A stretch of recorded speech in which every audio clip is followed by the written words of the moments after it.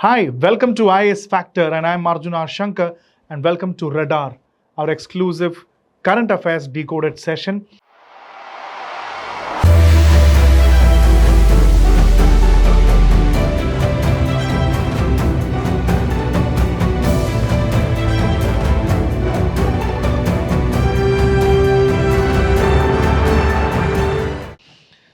We have seen countries fighting with each other, whether it be India or Pakistan. We have seen countless instances where countries fight with each other. Iran, Israel, Israel, Palestine, many examples. But how about Cambodia and Thailand fighting? Have you heard about Cambodia and Thailand fighting with each other? There was an instance when the Thai people launched an airstrike, the F-16 airstrike against Cambodians. And the Cambodians also retaliated. They retaliated with artillery and rockets. This continued for some days. There was fight until the Malaysians came and brokered a ceasefire. On both the sides, when you look at, there are lakhs of people who were displaced due to the fight. More than 150,000 people, close to 2 lakh, 3 lakh people getting displaced in Cambodia and Thailand. What exactly is happening? Why do you think the Thailand and Cambodia are fighting with each other? And the answer to this question is very simple. They are fighting over a Hindu temple. Yes, you heard it right. They are fighting for a Hindu temple, and that Hindu temple is a Shiva temple in Cambodia, which is called the Preah Vihear. That is the Preah Vihear, which is called the Preah Vihear in Cambodia. The old temple, which was actually created by the Khmer Empire. The Khmer Empire, which are the ancestors of Cambodia, who also created the Angkor Wat. Ultimately, they are fighting for this Hindu temple. At one side we have Cambodia and the other side we have Thailand. What is the dispute? Why are they fighting? We'll find out all of this in this radar. A few words about the Preah Vihear Temple. It's really amazing to see when you have the Shiva temple, the Hindu temples, especially in Cambodia. As I already said, Angkor Wat is already a great example. But this was the time during the Khmer Empire, during the 9th century, when they started to build it. It was later on completed by King Suryavarman I, II in the 11th and 12th century. It again got completed. So this is a beautiful Shiva temple, and it's on the Dangrek mountains, and almost 525 meters you have to climb it. There is a steep climb, and on the Cambodian side, people who come from the Cambodian side, you have to make a steep climb, and people who are coming from the Thailand side, it's a straight road. It's much more easier from Thailand to come to this temple. But what is the architecture? It's a huge architecture. Look at the temple. I'll show you the pictures of the temple. Look at the temple. It's a huge temple, 800 meters. It has pavements, staircases, built with huge sandstone blocks, ornate architecture, Hindu deities, mystical creatures, everything inside this. Unlike the usual temple construction of the east-facing rectangular plot, it has the north-south axis. So all these are architecturally very, very important. And it's a Shiva temple too. But still, I said, it can be accessed from both the sides. Then why do you think, just for this temple, lakhs and lakhs of people are displaced by both the governments? Only for this temple? There is a history to it. We'll decode that history too. When you have to weave history and decode history, there is a French angle to it. Exactly, there is a French connection to Cambodia back in 1800s. To be specific, in the 1860s, Cambodia was a very weak place or a weak province. It was actually sandwiched between two important major powers. One was Siam, which was nothing but Thailand. Siam is the Thailand's old name. And on the other side, we had Vietnam. So both Vietnam and Thailand used to digress into Cambodia's areas and created problems for Cambodia. And back in 1863, the Cambodian king Norodom didn't have any other choice. He immediately sought only one help, and that was the help of France. France connection, the French connection starts here. The king agrees for a French protectorate. What do you mean by that? The king said, we need the support of France, and France made Cambodia a French protectorate.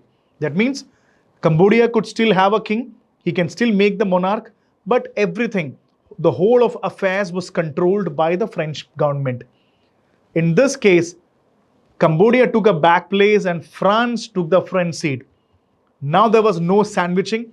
France sent strong signals to Siam, Thailand and Vietnam.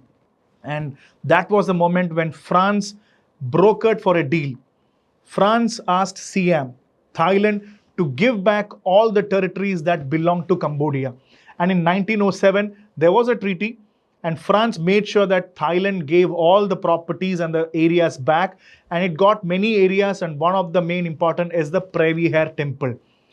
Cambodia got back the place which was the Preah Vihear Temple's area, and France made sure that this happened. And after that, years passed. After the Second World War time, there was a time when briefly Japanese people controlled Cambodia. Then the rest is history. I'll bring back to the Thai issue. And this was a time in 1907 when the French people redraw a map. They created a new map, and according to the new map, the Preah Vihear Temple, which Thailand also claims its ancient roots, this temple, according to the French map of 1907, was inside Cambodia. And that is the moment when they started, when the international fight between Cambodia and Thailand started, when the real Preah Vihear Temple is inside the map of Cambodia. So after all the drama of the French, the Vietnamese, the Thailand people, Cambodia, finally there was some clarity in the air that Cambodians could use the Preah Vihear Temple. But again in 1962, there was another time when Cambodia brought in International Court of Justice. So the new player is International Court of Justice coming into the scene. They brought the International Court of Justice here. Why? Because Thailand again sent some troops to the temple. Because it's easy from Thailand to come into the temple, and it's very difficult from Cambodia to come into the temple. The most easiest access is from the province of Thailand. They started to put military troops near the temple. Cambodia didn't like this idea, and they brought in the International Court of Justice. And the verdict was very clear that the Preah Vihear Temple belongs to Cambodia. Thailand has to take back the military forces from the temple. And it went on.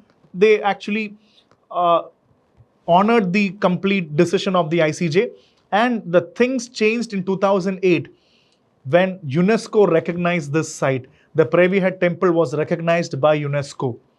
That was a moment when Thailand again objected for this. This time they had a larger idea which said that Cambodians can keep the Preah Vihear Temple, but what about the surrounding area?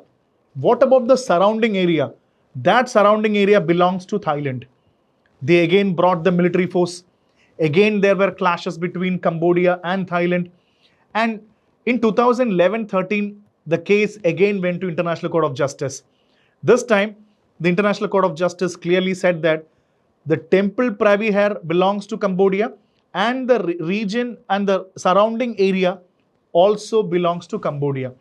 So Thailand had to honor the verdict of the International Court of Justice, and finally this property was created, this whole area belonged to Cambodia. But still, why this happens is because both in Thailand and Cambodia, the politicians use this Preah Vihear Temple as an important issue to fight, to create politics. That is one reason why still this is again and again it is in the news. Finally, at the end of the day, when we see Thailand and Cambodia fighting with each other, they are the same people, just like we say India and Pakistan. We are the same people, differentiated by a border. These are also the same people following the same Theravada type of Buddhism, the same type of festivals. They have the same roots to this temple. But unfortunately, when politics takes the front seat, such things are always politicized. I really hope that in the days to come, that the displacement that this war is bringing be really sorted out. Let people live in peace and amity. Let's hope that the issue between Cambodians and the Thai people will actually get sorted in the near future, because look at the number of people who are displaced. Let's hope that the people of both the countries who have the same tradition, they have the same Theravada Buddhism, same festivals, anything like India and Pakistan, we are the same people differentiated by a border. So let's really hope that one day the people between these countries can live in peace and amity.